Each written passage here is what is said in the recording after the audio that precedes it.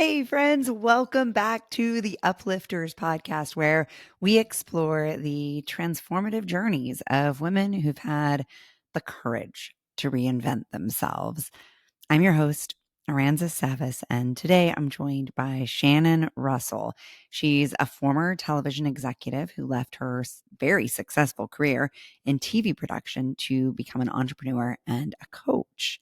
Shannon is going to share with you her powerful story of when she hit her breaking point and how that moment led her to completely reimagine her life. Shannon's going to share the practical steps that she took to navigate this career transition and the mindset shifts that enabled her to be successful as she reinvented herself. We're going to discuss the importance of identifying what your non-negotiables are, the value of doing some strategic research to learn what works for you, and why it's so important to trust yourself when facing life's biggest decisions.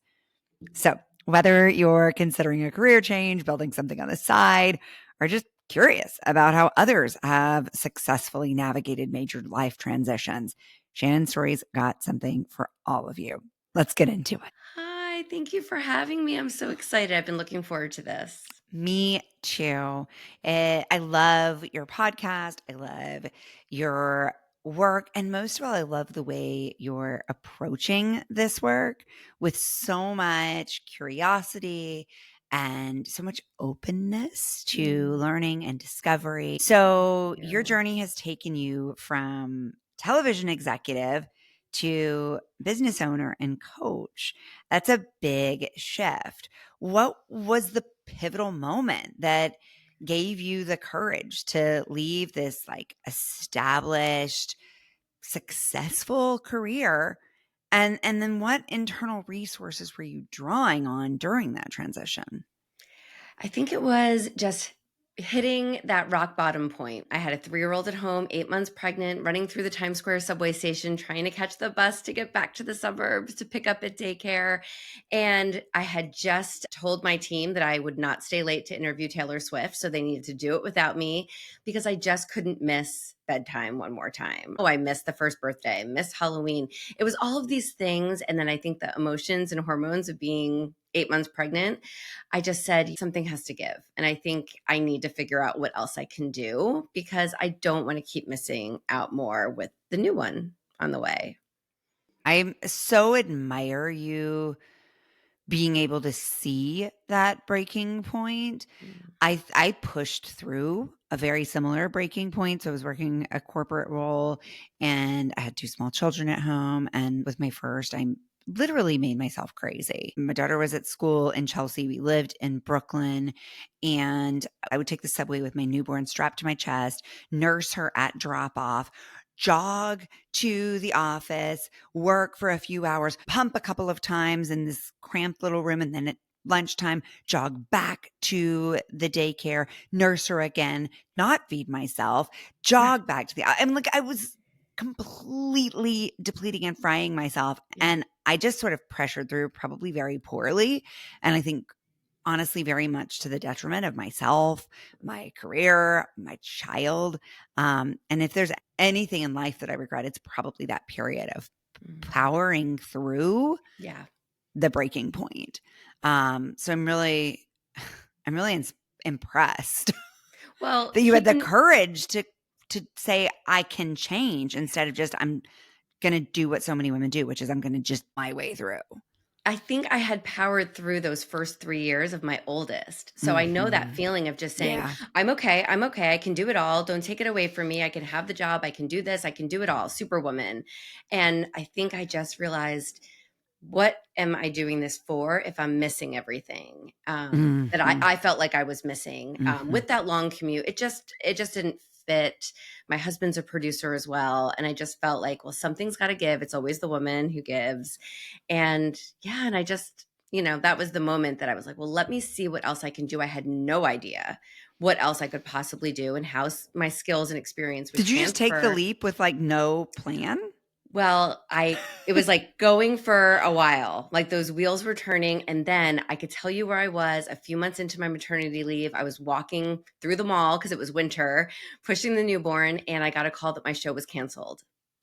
And in that moment, I took it as like the big universe sign that no, this is it. I'm not going to pick up the phone and get that next gig. I'm going to figure it out. Like, this is the moment, or else I would have just kept doing it over and over Mhm. again, one project to the next. That's, what we did in TV. But instead, I was like, okay, this is my chance to produce my own life. Like, what can I Mm. do? And that's where I just started trying to figure it out. And it wasn't easy. Wow. And so were you scared? I was scared, but I think at the time I was scared of what it would look like if I couldn't succeed doing something else. Because as much as I loved TV, it was my dream job since I was 5, it was everything I wanted to do. It just didn't align anymore with where I was. I wanted to be a present mom because Mm. that was another dream job of mine, was being a mom. So Mm.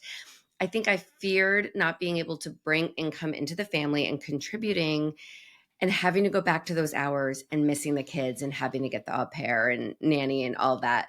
And so I was like, no, other people can do it, but that's not what I want. So let me see if I can figure this out.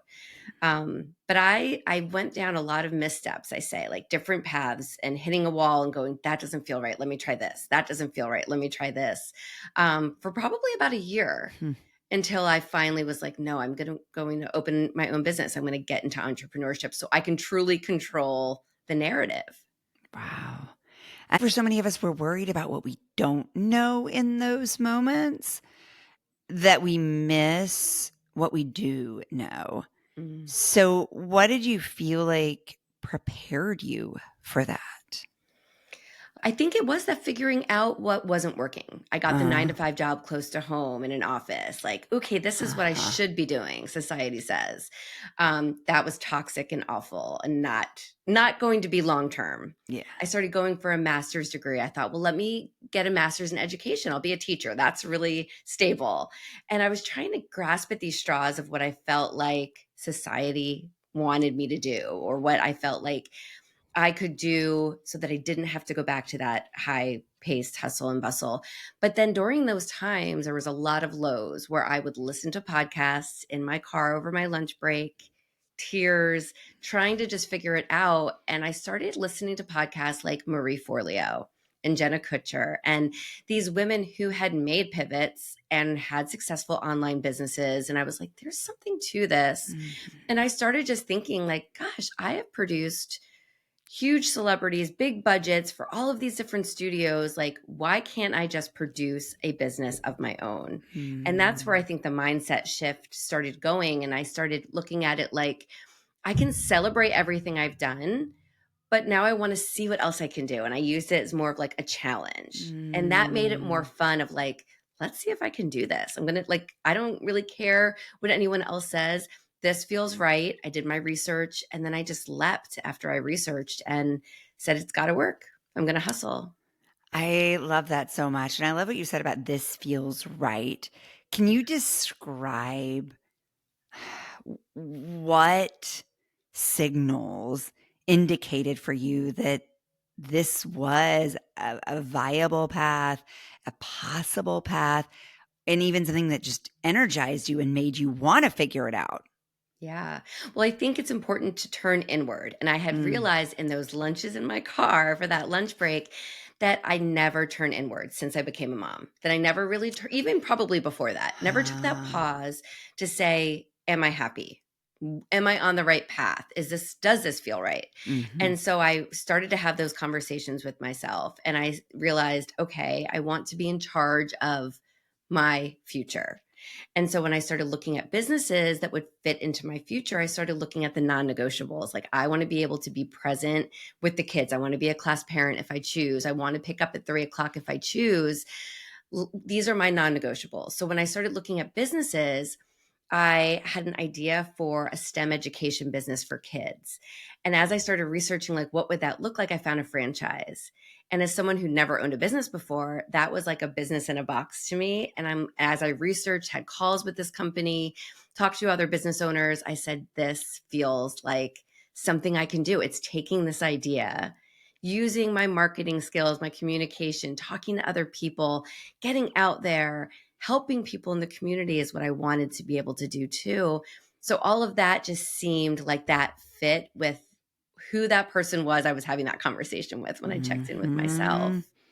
That's so cool. And this idea of starting with the non-negotiables, I think is so translatable and so important to folks Mhm. because it is so easy to get trapped in analysis paralysis and have all the desire, but Yeah. none of the action because we're like, where do I begin? Yeah. And I think that's just such an easy, clear starting point to say, what do I have to have? And to start to force prioritize those even. Yes, and I think it's also what do you not want, right? Because if you're looking at that, it's Yeah. also easy to have that shiny object syndrome. So if you're really feeling stuck and unhappy and you get an opportunity for something else, you might leap towards that and then find out that you didn't do your research and now you're in the same place you were just in a new role and you're equally as miserable.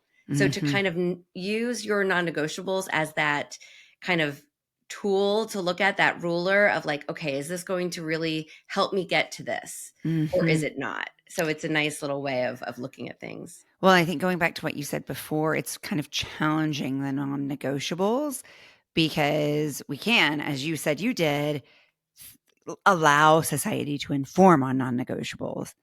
And so to look at them again and say like, okay, is this true for me?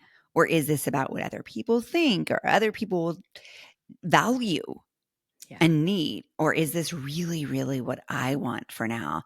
And what a powerful muscle to build for all of life. Like this is just a forcing function Hmm. to build our own value sets and to live in like greater truth and joy. Um, so, how has your definition of purpose and success evolved throughout your different career phases? Well, that's a great question. I think, opening that first franchise business of mine, I found purpose because it grew quickly. Within the first 2 years, I was in the top 3 to 5 of all of the franchises in that organization. Wow. And it felt good. I felt like, okay, all that hard work, that scariness, I was able to make it happen. And Mm. then it like lit a fire under me where I was like, okay, I want to do this again. And I felt like I was giving back, teaching children and helping families. And so it was really great. But then a couple years later, I opened my coaching business because I found the need that other women like us were sitting here going, I don't think this works anymore. And I've got to figure out what else I can do. And so I started coaching, and then my priorities shifted. And I said, you know Mm. what? I love working with families and kids, but I think my real purpose is helping other women like me because I made so many missteps on my road to figuring out what I wanted to do. And I want to save other people by being that accountability part, helping Mm. them. So that's where my purpose really lies now. It's interesting that you decided to stop doing one thing to do another thing. What went into that decision? Well, I did them both for maybe 4 years or so, and it was a lot. I had a huge team running the franchise, but I was so close to it that everyone pulled me back in all the time. Mm. And then my coaching took off a little faster than I thought. I thought that would be like my little side hustle, but there was such demand for it, and I loved it. So I figured, let me try to sell the franchise business while it's at the top and doing great. And so that's what I did. It took about a year and I found buyers and now someone else is raising my baby. But I was able to sell it successfully and make a profit from it. And that just made me again think like, okay, this is for the greater good. And now I can focus just on my clients and my coaching and getting my mission out there to help others. I love your answer because I think we get so attached to other people's perceptions of our decisions that we can become very afraid of stopping something and see that sort of as a sign of personal failure. It's like this very American virtue, like you must keep going. And I think so much of your story comes back to this idea of no, you don't have to keep going. You can stop. Mhm. And that's what I learned leaving television because, television is all in who you know. It's your name. It's who are you working with. It's very showy in that sense. And I did feel like, oh my gosh, who am I afterwards? But I, for whatever reason, just felt like, nope, I'm going to figure it out and celebrate it. And I always say I'm still a television producer. If you called me tomorrow and gave me an opportunity, maybe I jump back and do it. But it never leaves you. And I think that is what can help some people when they're thinking about transitioning to something new, that is still a part of them. You're just adding on to your lifelong resume, if you will, right? You're giving yourself another title, and we've got many titles and many hats. So yeah, I think it just is something that's always going to happen, and then leaving that first business and starting another one, and then to have the people that you worried were going to have an opinion about why you were reinventing yourself, who come and say, well, you helped me do that. Because that's what happened, and why I got into my coaching is people said, how did you go from that to this? Can you help me? So it's really organic, and you realize that people aren't out to get us and to naysay all the time. They really want to support, but sometimes they want to see someone else do it first. And then they're like, okay, cool. I want to try now too. Yeah, if Shannon can do it, maybe I can too. Exactly. You talk a lot about research. In my work, I talk a lot about experimentation. And it sounds like through your early phases of your own career transition, you were really focused on practical research, applied research. How has your perspective on how to do research shifted with a little bit of hindsight? That's a great question too. I think it's still research, because I think research equals confidence, but it's more about, yeah, you can research online, but you can have conversations. Like, I love going on LinkedIn and connecting with people. You can go on LinkedIn and find someone you know, or a friend of a friend, who's doing what you're thinking about transitioning into, and just have a phone call or shoot them a message. And oftentimes people just want to help because they think it's cool that you're asking their advice about what it is they do. And it doesn't take a lot of effort. You feel like you're putting some good karma out into the world. So I think that kind of research is great. And also going back to the non-negotiables, and of course, going back to the skills and the experience that you bring to the table. Because a lot of times, if we're thinking about leaving one act for another, you're looking at your list of skills and you're saying, well, that's not really special. Everyone does it. But that's because you're so in it, and you're probably surrounded by people who do similar work. But when you look at it and you say, what is it that I want to take from this list, and what don't I want to take? And then you look at this next role that you're pondering, and you can kind of connect the dots and say, this is why I'd be great at this because of this. And you create what I call career story, so that when you're saying, I'm opening this business and I'm the best person to open this business because this is what I've done for the last 15 years. And it just brings it all together. I love that. Yeah, I think it's a very empowering approach. And certainly we get a great model of it in the way you integrate production into your work now. Because it does say, hey, I'm not diminishing the last 10, 20, 30 years. I'm using it in new ways that are a better fit for who I am and what I need right now. Yeah. And that's okay, right? We evolve It's and amazing. we change. So we're not the same people we were at 20 when we chose what we wanted to do. So yeah, always ever changing.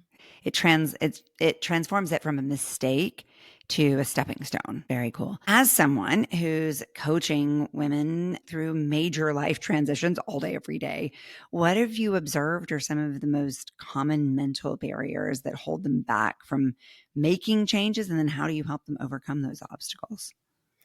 The one that I get the most, which is sad, but a lot of times women will say, who am I to want to make, who am I to make a change? Like, doesn't everyone hate their job? Shouldn't I just suck it up? And it comes up time and time again. And it's me saying, well, who are you to not and wake up 20 years from now and regret this time? And we're not given the time. Life is short. And why wait and put off, put off, put off? Wouldn't you rather dabble, open something as a side hustle, just, open an Etsy shop, whatever it is, try. And if you don't like it, then you're no worse off. You can go back to where you were. But yeah, it's that idea of like, well, I get, it's too hard. I'll just suck it up and I'll be the martyr. And you don't have to be. Yeah. As you said that, it occurred to me too that I think we mix our measures of success sometimes. We probably should think long and hard about investing $100,000 in creating a franchise, right? Like something that can be financially life-changing and can be a major risk, yeah, that should get some big consideration before we do it. Yeah. Um, and I think so often what happens is that we're like, okay, so I'll just dip my toe in. And then if I'm not massively successful by dipping my toe in, it's a failure.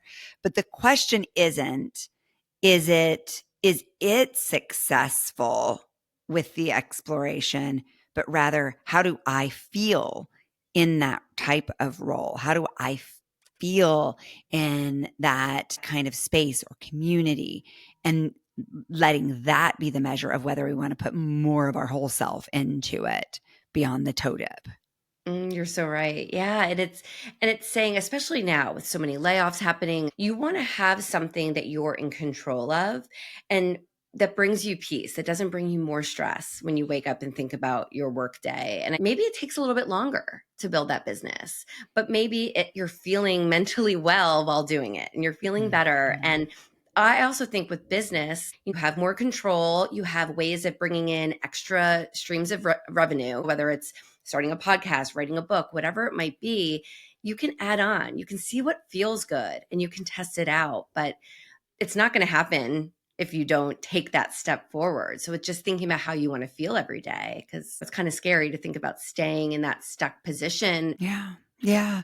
You talk about the woman who said, nobody loves their job. So I'll just suck it up. And for me, it was kind of a different thing in that I liked my job. There were things I really enjoyed about it. And it was really hard for me to believe that maybe the grass could be even greener. And so that actually is where I got really stuck for a long time. I was like, should I stay or should I go now? And I just kept saying to myself, because I'm an optimist, well, this is Mhm. pretty good. How can I possibly believe that anything could be better than this? And like, is that greedy to want even more? And ultimately, like you, just at the point where I said I was going to quit, I got laid off. The universe had my back on that one Yes. and nudged the bird out of the nest just That when I was needed perfect. it. And I was really ready. It was just I was scared. So how do you help women believe in the future that is unknown? It's about feeling worthy and looking at their skills. I'm certified in UMAP, Mhm. which is a career assessment tool, and that helps a lot of my clients because it pulls out your strengths, your values, your personality, your experience.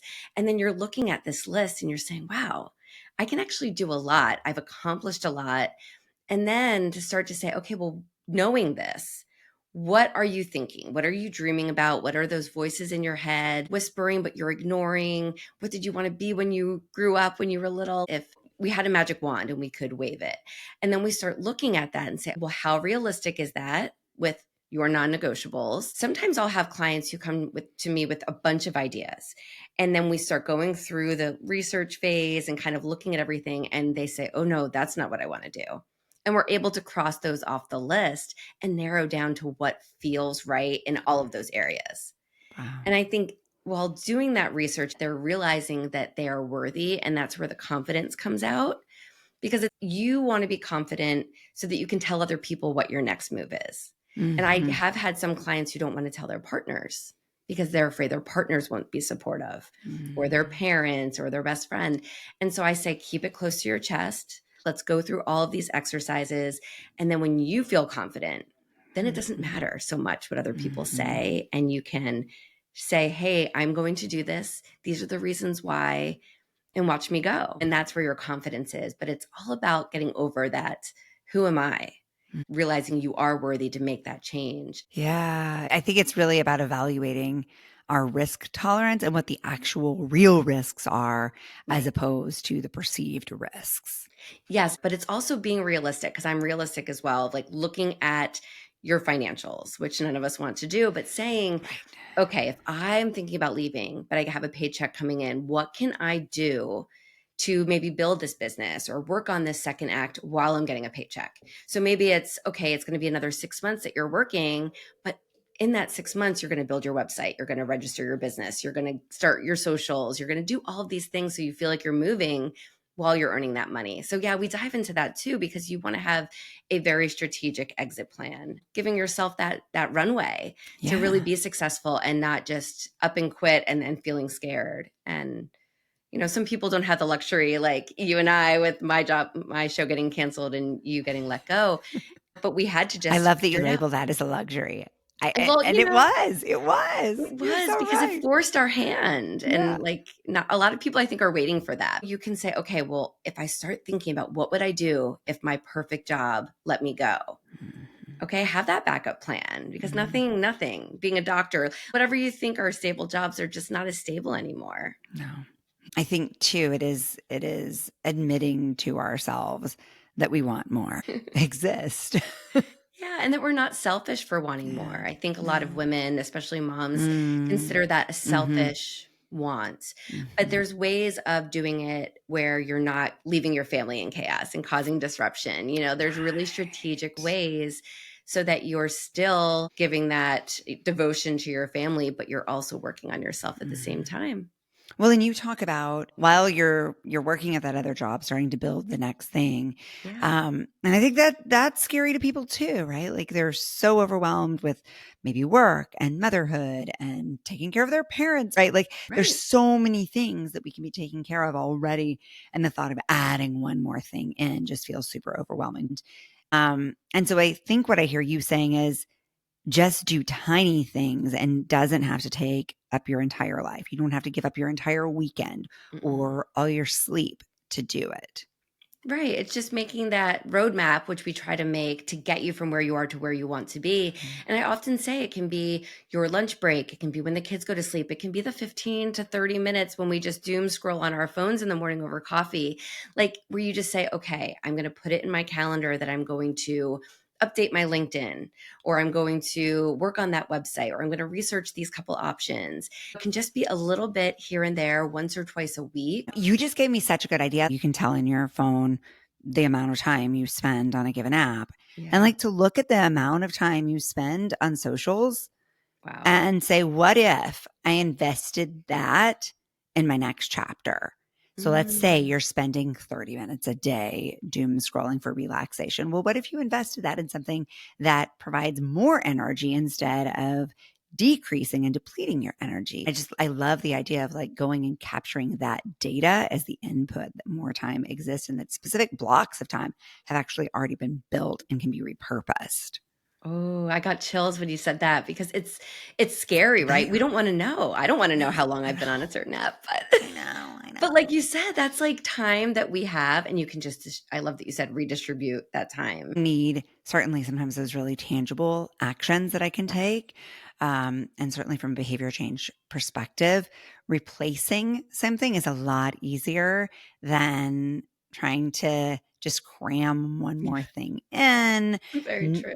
ambiguously. Yes. Really never works. No, but it is. It's like there's these little pockets in our day, and it can even be listening to a podcast like yours and listening to it while you're doing dishes, but you're educating yourself by listening. There's little Yes, things we can that's do. I feel like I'm investment. always listening to something or someone in the car, trying to multitask, but it's getting into your head and getting into your brain in Mhm. some way. I love that point. Maybe we should just make a list of all the little things we could do to invest in ourselves for that. I'm making it up, our 30-minute social replacement time. Yeah. And to say like, what would I do with those 30 minutes? But to have a ready list so that when Mhm. the time comes, we don't automatically default return to Yes. doom scrolling Yeah. because what we've used that time for was always doom scrolling. So if we don't have an actual specific replacement for it, we're just going to do what we've always done. You're so right. Yeah. And I wrote a book that's coming out soon. And in the book, at the end of each chapter, there's actionable steps and questions Oh, to ask yourself. So I wrote it in a sense that it can be that quick toolkit that you can pull out and just read a chapter and then you have some stuff to work on. So that can be something that you can do in those little pockets. It's just that self-reflection, but yet you're planning at the same time and hopefully getting yourself inspired. I love too that you've created this book to allow people to self guide Yeah. through this journey based on all of your learning and experience and all the work that you've done personally, but with your clients. It just makes it so accessible. And it's a really big deal to be Mhm. able to translate your collective knowledge into more impact. To reach more people is really what Yeah. I wanted because not everyone's going to work one on one with me or take my courses, but they can grab this book on Amazon or wherever they see it and then just know that they can read it at their own pace. And maybe one little gem will pop out that will make them say, okay, I am worthy. Let me take these baby steps to see what happens. So, yeah, hopefully to reach a few more people So that way. So good. Mm. So good. So now looking back, when did you leave your role as a TV producer? 2016. Wow. You're like Yeah. almost a decade into That's this. kind of Go crazy. you. So Yeah. looking back at your journey from TV producer to entrepreneur to coach, what would you tell the version of yourself who was standing at the edge of that leap, but afraid of wanting change? Give yourself grace and then follow Mhm. your heart. Like try it because you can always go back. And so there's no harm in trying, but you don't want to regret this time and not see what else you can do. And it all works out better than you could have expected.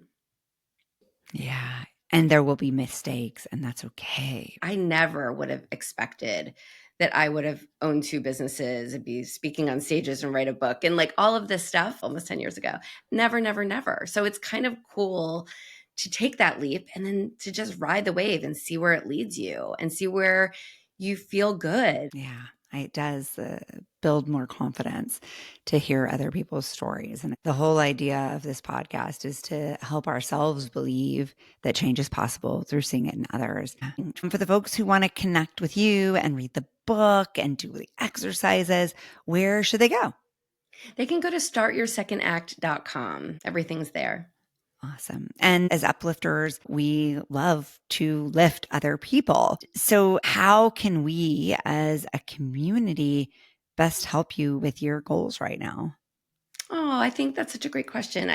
Just checking out the website, maybe sharing it with someone you think needs a little inspiration and guidance on this next act of theirs. That would be wonderful. I would really appreciate it. I can't wait to read the book when it releases. We're all in transition all the time. And so I know I'll learn a lot and benefit from practicing those exercises as well. So great to meet you. I'm so glad to be connected. Thank you so Thank much. you.